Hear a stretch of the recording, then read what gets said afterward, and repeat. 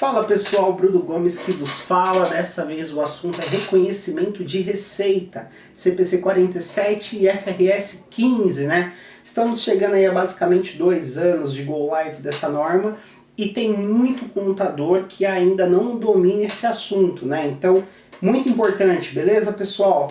Vamos a alguns dados históricos aqui primeiramente, né? O IFRS 15, que deu origem aí ao CPC 47 no Brasil, ele foi emitido lá pelo IASB em 2014, olha só, 2014.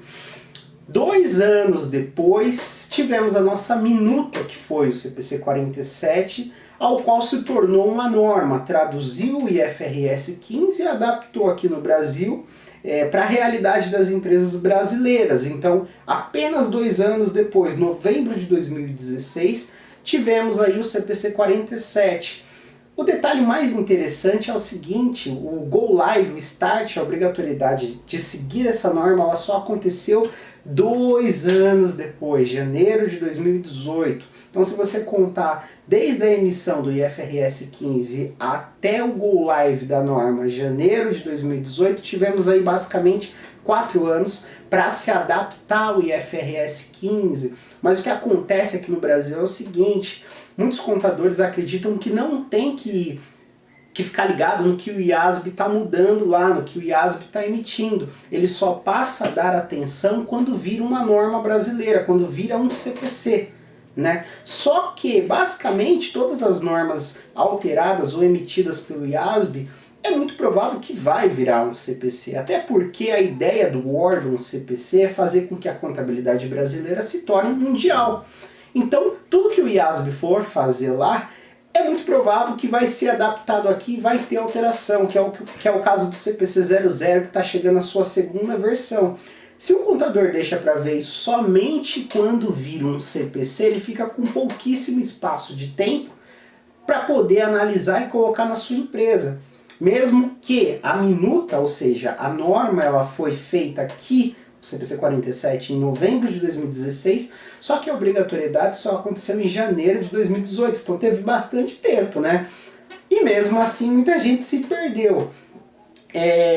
O mais interessante é o seguinte: o CPC 47 ele eliminou 2 normas que tínhamos aqui. A antiga CPC 30, conhecida por muita gente de reconhecimento de receita, que dizia basicamente o seguinte: você reconhece a receita na transferência da posse ou na transferência do risco para o cliente, né?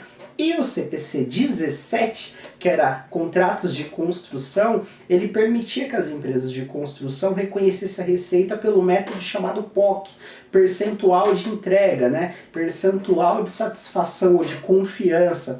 Funcionava da seguinte maneira: uma construtora fechou um projeto de um prédio de 20 andares. Ela não vai reconhecer a receita somente na entrega do último andar. Ela vai reconhecendo a receita proporcionalmente a cada andar que ela entrega. Basicamente isso, né?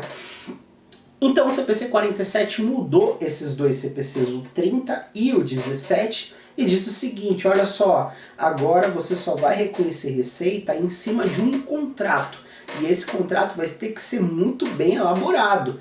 E para ele ser muito bem elaborado, colocamos aqui 5 etapas, 5 passos, são os 5 passos do CPC 47. Digo uma coisa para vocês: muitas empresas pararam no primeiro passo. Olha só, o primeiro passo nada mais é que identificar um contrato com o cliente. Parece bobo, mas isso acontece. Muitas empresas, a área comercial fecha ali com o cliente pelo telefone, já dá a ordem para o financeiro da empresa faturar e já vira um faturamento, já vira uma nota fiscal e blá blá blá. Claro que eu estou dando um exemplo aqui misturando o fiscal com o societário, tá? Mas é só para ficar mais simples. Um contrato fechado por telefone que nem foi assinado ainda pelas partes, já está rolando um faturamento e às vezes até já entra dinheiro sem ter acontecido serviço nenhum ou entrega de mercadoria nenhuma ainda. Ou pior, entregou a mercadoria com antecedência, mas não tem nada assinado, né? E ficou aí só na palavra, né? O CPC 47 não permite isso. Primeiro passo do CPC 47 dos 5, tem que ter um contrato com o cliente. Um contrato com o cliente é algo assinado entre as partes, beleza? O segundo ponto é identificar uma obrigação de desempenho.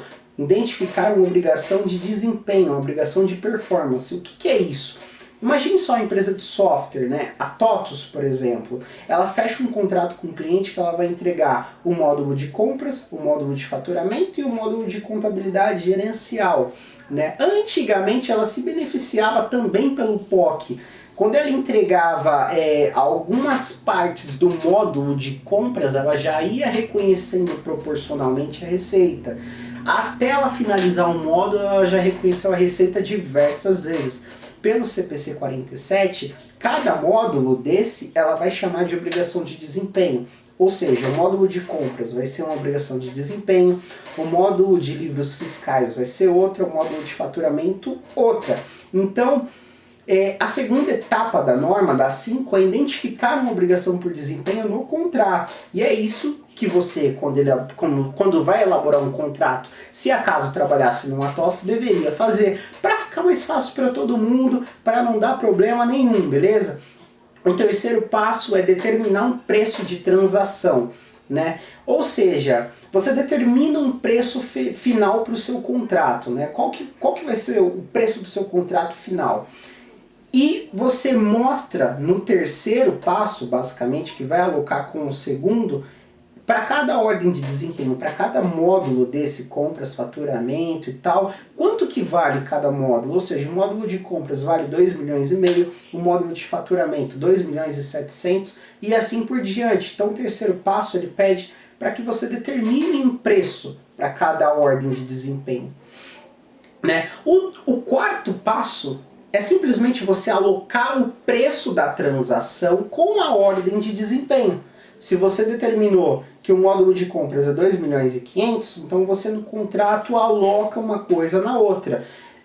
Parece simples aqui, né? Mas no contrato isso tem que estar muito bem detalhado, colocando datas. O principal aqui é você colocar data. Se você colocou data, tudo vai ficar mais fácil, beleza? Então você tem aí um contrato identificado assinado entre as partes, que vai ser assinado entre as partes, as ordens de desempenho, ou seja, os momentos que a receita vai ser reconhecida, o preço para cada ordem de desempenho, a alocação de uma coisa com a outra, com várias cláusulas, obviamente. Se o cliente dizer, o módulo de compras não está funcionando, não está me dando benefício, então você não pode reconhecer a receita, que seria exatamente o quinto passo da norma: reconhecer a receita todas as vezes que o cliente der um aceite de que uma ordem de desempenho está satisfazendo a empresa dele, está trazendo benefício para a empresa dele. Ou seja, o quinto passo só deixa você reconhecer a receita quando uma ordem de desempenho for completamente aceita ou entregue ao seu cliente.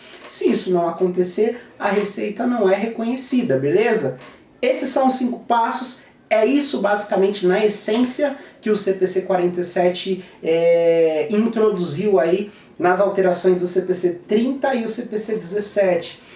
Um dos pontos interessantes que as empresas que tiveram maior impacto foram as de software, né? Como por exemplo uma Sync, a da vida, uma TOTS, uma Lynx, e as construtoras, essas diversas construtoras. Se você coloca no Google aí alterações da norma de reconhecimento de receita, os maiores cases que você vai encontrar em empresas de construção, simplesmente porque todas praticavam um POC, né? E o POC ele é completamente gerencial, você consegue manipular o resultado de uma empresa pelo POC, né? O POC ele dá muita brecha para isso.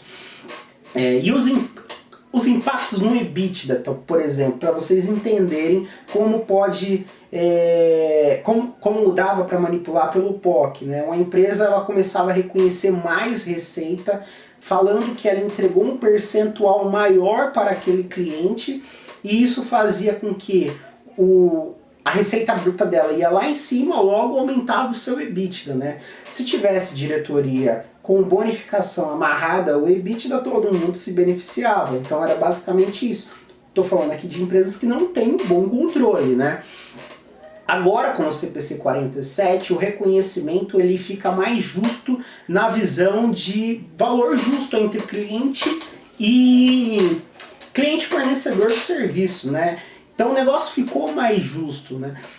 E um ponto interessante do EBITDA também é que as empresas costumam fazer um EBITDA ajustado. Então quando surgiu a IFRS 15, CPC 47 aqui, ele começou a ser praticado, as empresas faziam o EBITDA com o IFRS 15 e o EBITDA sem o IFRS 15, mostrando exatamente o não efeito da norma e o efeito da norma, né? E explicava isso lá em notas explicativas nas demonstrações financeiras.